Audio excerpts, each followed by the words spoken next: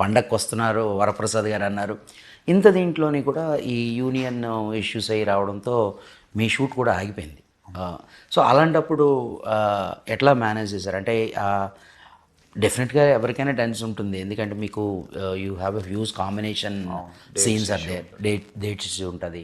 So అది ఎలా manage చేశారు? అంటే అదే అండి, డెఫినెట్గా అప్పుడు ప్రాబ్లం అనేది అందరం ఫేస్ చేసాము. సో ఇంకోటి స్ట్రైక్ ఎప్పుడు ఆగుద్దో కూడా క్లారిటీ లేదు.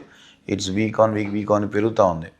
బట్ ఒకటి ధైర్యం ఏంటంటే అనిల్ గారి మీద బాగా ధైర్యం, ఎందుకంటే ఆయన దీనికి ఏదో ప్లాన్ చేసుకుంటాడు. ఒకవేళ అయితే ఈ సీన్స్ ఎలా చేసుకోవచ్చు, ఎలా ప్లాన్ చేసుకోవచ్చు ఏంటి అనేది ఆయనకు ఒక plan A, plan B, plan C అన్నీ ఉంటాయి ఆయన మైండ్లో.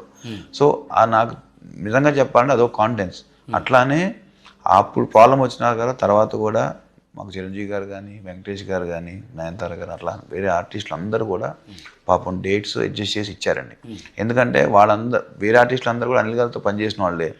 సో అండ్ ఈ స్టార్స్ అందరూ కూడా డెఫినెట్గా ఈ సినిమా సంక్రాంతి డేట్ వేసాం, మనం రావాలి, దాన్ని రావాలంటే మనం ఏం చేయాలి, ఎలా అడ్జస్ట్ చేసుకున్నాం అని ప్రతి ఒక్కళ్ళు టోటల్గా కోఆపరేట్ చేశారు కాబట్టి రాగలిగాం.